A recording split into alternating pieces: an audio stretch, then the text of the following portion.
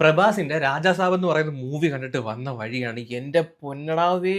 ഇജാതി ഒരു തൊലിഞ്ഞ പടം ഈ അടുത്തിടയ്ക്കൊന്നും കണ്ടിട്ടില്ല. 2026 ഏറ്റവും വേസ്റ്റ് മൂവിയാണെന്ന് ചോദിച്ചു കഴിഞ്ഞാൽ ചിലപ്പോൾ ഇതാണെന്ന് പറയേണ്ടി വരും. കാര്യം വെച്ചാൽ ഇതിനേക്കാളും ഒരു കൂതറ പടം ഇനി അങ്ങോട്ട് ഇറങ്ങാനും പോകുന്നില്ലെന്നാണ് എനിക്ക് തോന്നുന്നത്. കാട്ടവരാതം എന്ന് പറഞ്ഞു കഴിഞ്ഞാൽ കുറഞ്ഞു പോകും. അത്രയും ഉണ്ടടെ ഇതിനകത്ത് പണി വെച്ചേക്കുന്ന ഓരോ കാര്യങ്ങൾ.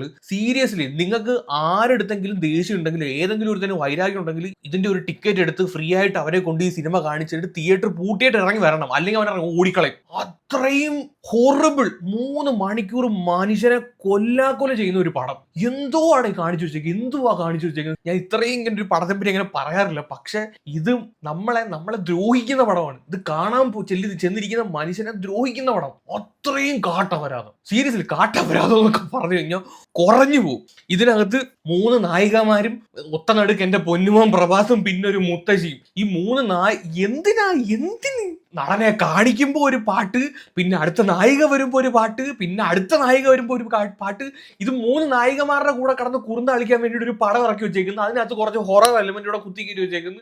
ഹൊറർ എന്ന് പറഞ്ഞു കഴിഞ്ഞാൽ നമ്മളൊന്നും ഒരു പേടിക്കത്ത് പോലും ഇല്ല. ഹൊറർ പ്രേതം വന്ന് ഇക്കളിട്ടാൽ പോലും പേടിക്കാത്ത തരത്തിലുള്ള വേസ്റ്റ് ആയിട്ടുള്ള ഹൊറർ. ഈ ഹൊററിന്റെ ഇടയിൽ കൂടെ റൊമാൻസ് വിത്ത് 3 നായികമാർ.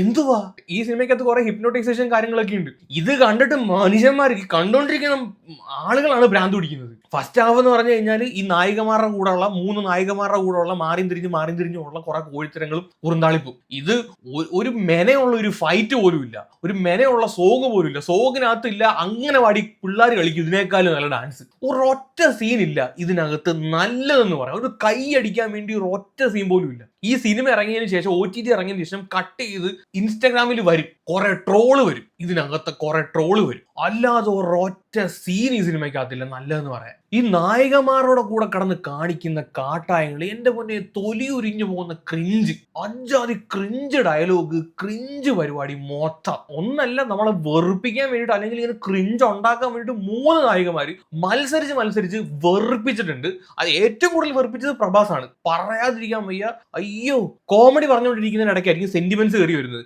സെന്റിമെന്റ്സ് പറഞ്ഞുകൊണ്ടിരിക്കുന്നതിന് ഇടയ്ക്കായിരിക്കും കോമഡി കയറി വരുന്നത്. ഇനി നമ്മൾ തന്നെ കൺഫ്യൂഷൻ ആണ്, ഇത് സെന്റിമെന്റ് ഡയലോഗ് ആണോ, ഇത് കോമഡി ഉള്ള സിറ്റുവേഷൻ ആണോ, എന്താണ് നമുക്ക് തന്നെ മനസ്സിലാവുന്നില്ല. ഒരു രാജാസാബും അവന്റെ അമ്മൂമ്മയും, ഇതാണ് കഥ. എന്റെ പൊന്നടാവേ.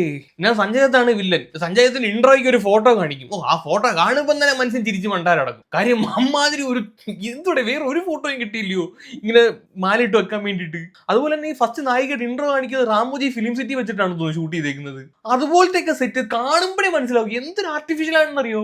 ഓരോ സീൻ എടുത്തു കഴിഞ്ഞാൽ അത്രയും ആർട്ടിഫിഷ്യൽ ആയിട്ട് പണിത് വെച്ചേക്കുന്നത്. ഒരു ബന്ധവും ഇല്ല സീൻ ബൈ സീനായിട്ട്. എന്തൊക്കെയാ കാണിക്കുന്നതെന്ന് പോലും അവർക്ക് പോലും മനസ്സിലാവുന്നില്ല. അങ്ങനെ ഏറ്റവും അവസാനം എന്തൊക്കെയോ തീർന്നു. എന്നിട്ട് മുതലയൊക്കെ പിടിച്ചടിക്കുന്ന ഒരു സീനുണ്ട്. ഇല്ല, തുണി അലക്കുന്ന ഇട്ടാണ് മുതലയൊക്കെ പിടിച്ചടിക്കുന്നത്. പിടിക്കുമ്പോൾ തന്നെ അറിയാം, പഞ്ഞി വെച്ചുണ്ടാക്കിയ എന്തോ ഒരു സാധനം ഇത് ഇങ്ങനെ എടുത്ത് അടിക്കുന്നു. അതിന്റെ ഇത് വെച്ച് ഒരു നായിക നിധി അഗർവാള്, പിന്നെ മാളവിക, പിന്നെ വേറൊരു പെണ്ണ്, എന്റെ പേരെനിക്ക് ഓർമ്മയില്ല. ആ പെണ്ണ് എനിക്ക് തോന്നുന്നു നമ്മുടെ ഗബ്രിയുടെ കൂടാണ് ആദ്യമായിട്ട് അഭിനയിക്കുന്നത്. ഗബ്രിയുടെ ഏതൊരു പൊട്ടിപ്പോയ പടം ഉണ്ടല്ലോ, ബിഗ് ബോസിലെ ഗബ്രിയുടെ, പുള്ളിയുടെ നായികയായിട്ട് അഭിനയിച്ച നടിയാണ് 3ാമത്തെ നടി. ആദ്യം ഒരെണ്ണം വരും, പിന്നെ 2ാമതൊരെണ്ണം വരും, 3ാമതൊരെണ്ണം വരും. ഓരോന്നിനെയും കാണിക്കുമ്പോഴത്തേക്ക് റൊമാൻറ്റിക് സീന് വിത്ത് സോങ് ഇല്ലെങ്കിൽ അടി.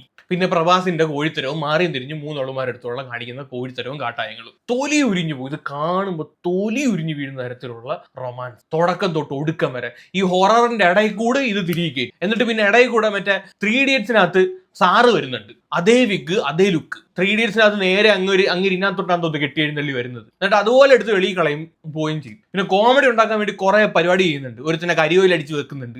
തുടക്കം തൊട്ട് ഒടുക്കം വരെ അവനെ കരിയോയിൽ അടിച്ച് വെക്കുന്നുണ്ട്. എന്തിനാണോ എന്തോ കോമഡി ഉണ്ടാക്കാൻ വേണ്ടിയിട്ട്. പിന്നെ ഇതിനകത്ത് VFX എടുത്ത് പറയാതിരിക്കാൻ വയ്യ. ഇത്രയും ഒരു അലമ്പ് VFX.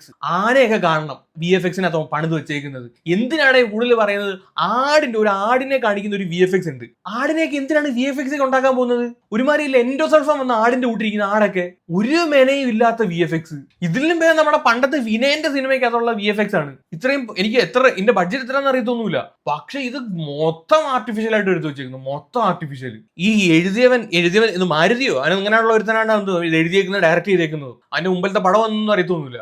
അവനെ കാണുവാണെങ്കിൽ കൈകൂപ്പി ഒന്ന് തൊഴണം. ഇങ്ങനെ പ്രേക്ഷകരെ ടിക്കറ്റ് എടുത്ത് തിയേറ്ററിൽ പോകുന്ന ആൾക്കാരെ ദ്രോഹിക്കരുത്. എനിക്ക് തോന്നുന്നില്ല ഒരു മനുഷ്യനെങ്കിലും ആ തിയേറ്ററിൽ ഇരുന്ന് നല്ലതാണെന്ന് പറയുന്നത് എനിക്ക് തോന്നുന്നില്ല. അപ്പൊ കുറെ ആൾക്കാരൊക്കെ ആ കൂടി കുറച്ച് പേരെ ഉണ്ടായിരുന്നുള്ളൂ. കുറെ ആൾക്കാരൊക്കെ ഇറങ്ങിപ്പോയി. ഇതാ സഹിക്കാൻ പോയി. അത്രയും അസഹനീയമാണ് ഈ പടം, അത്രയും അസഹനീയം.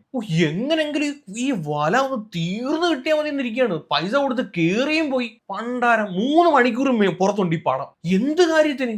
ഒരു കാര്യമില്ല. മിക്കവാറും ഈ സിനിമ കണ്ടതിന് ശേഷം കന്യാസ്ത്രീകൾ ഇളകി വരാൻ സാധ്യതയുണ്ട്, അവരെ അപമാനിച്ചെന്നും പറഞ്ഞിട്ട്. ആ രീതിയിലൊക്കെ ഉള്ള കുറെ സീനൊക്കെ ഉണ്ട്. എന്തിനാണോ എന്തോ കന്യാസ്ത്രീയെ പ്രണയിക്കുന്ന നായകൻ, അത് കഴിയുമ്പോഴത്തേക്ക് വേറൊരുത്തി വരും, അവളെ പ്രണയിക്കും. അത് കഴിയുമ്പോഴത്തേക്ക് വേറൊരുത്തി വരും, അവളെ പ്രണയിക്കും. ഇതിങ്ങനെ ഷിഫ്റ്റ് അനുസരിച്ചാണ് ഓരോ നായികന്മാരും. എടാ എനിക്ക് നിന്നെ ഇഷ്ടമെടാ, എന്നെ നീ ഇഷ്ടപ്പെടണമെടാ എന്നും പറഞ്ഞിട്ട് അന്നേരം നായകൻ ഓക്കെ എങ്കിൽ നിന്നെ എനിക്ക് ഇഷ്ടമാണ്. അന്നേരം അടുത്തുള്ള വരും, എന്തിനാടാ നീ അവിടെ സംസാരിച്ച? അന്നേരം നായകൻ എനിക്ക് എന്നെ നിന്നെ ഇഷ്ടമാണ്. അപ്പോഴത്തേക്ക് ഇത് രണ്ടും കഴിയുമ്പോഴത്തേക്ക് വേറൊരെണ്ണം വരും, എനിക്ക് നിന്നെ ഇഷ്ടമാണെന്നും പറഞ്ഞു. എന്തുവാ ഇത്?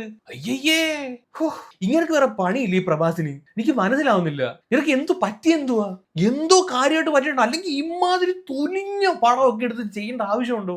ഒരു കാര്യമില്ലാത്ത, എന്റെ പൊന്നെ പറഞ്ഞു കഴിഞ്ഞാൽ കൂടിപ്പോവും. അജാതി കാട്ടവരാധം കാട്ടവരാധം വധം. ഞാൻ നേരത്തെ പറഞ്ഞ വീണ്ടും റിപ്പീറ്റ് ചെയ്യുന്നു, 2026 ഈ കൊല്ലം ഞാനൊരു 9-ാം തീയതി ഇറങ്ങിയ പടമാണ്. ഇനിയും 1350 ദിവസം ബാക്കിയുണ്ട്. ഇത്രയും ദിവസത്തിനിടയിൽ ഇതിനെ കവച്ച് വെക്കാൻ ഒരു അപരാധം ഇറങ്ങുമെന്ന് സംശയം. ഇന്ത്യൻ സിനിമയിൽ ഇതിനെ കവച്ച് വെക്കാൻ ഒരു അപരാധം ഇറങ്ങുമെന്ന് സംശയം. അത്രയും ഒരു അപരാധം പറയാതിരിക്കാൻ വയ്യ. ഇതിനകത്ത് നടിമാരൊക്കെ നമ്മുടെ സീരിയലിനകത്ത് കൂട്ടാണ്. രാത്രി ഉറക്കത്തിന് തട്ടി വിളിച്ച് എണീപ്പിച്ച് നിർത്തിയാലും അതിൽ ഭയങ്കര കിടിലം സാരിയൊക്കെ ഉടുത്ത്, ചുളുങ്ങാത്ത സാരിയൊക്കെ തേച്ച് മടക്കി ഉടുത്ത്, മുടിയൊക്കെ സ്ട്രെയിറ്റ് ചെയ്ത് മേക്കപ്പ് ഒക്കെ ഇട്ട് ഫുൾ സെറ്റപ്പിലായിരിക്കും. ഏത് സമയത്ത് വിളിച്ച് എണീപ്പിച്ച് നിർത്തിയാലും പ്രസന്റബിൾ ആണ്. ആ രീതിയിലാണ് നടിമാരൊക്കെ അത് ചെയ്ത് വെച്ചേക്കുന്നത്. വെറുതെ എന്ത് പറയും, വെറുതെ ഇല്ല ഐറ്റം കാണിക്കാൻ വേണ്ടി, വെറുതെ ഇങ്ങനെ പ്രദർശിപ്പിക്കാൻ വേണ്ടിയിട്ട് കൊണ്ടുവച്ചേക്കുന്ന 3 എണ്ണത്തിന്.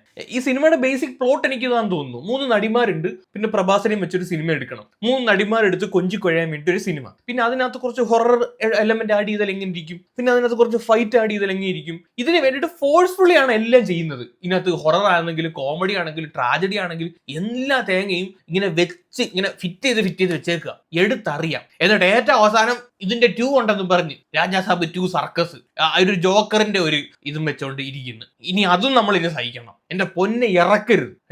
രാജാസാബ് 2 അല്ല, എന്നെ പറയുന്നില്ല ഒരു പടം. കണ്ടവരുണ്ടെങ്കിൽ വന്ന അഭിപ്രായം പറയും. എനിക്ക് കൂടുതലൊന്നും ഈ കോണാത്തിലെ പടത്തെ പറ്റി പറയാനില്ല, വേറെ ഒന്നുമില്ല. അപ്പൊ ശരി, ബൈ.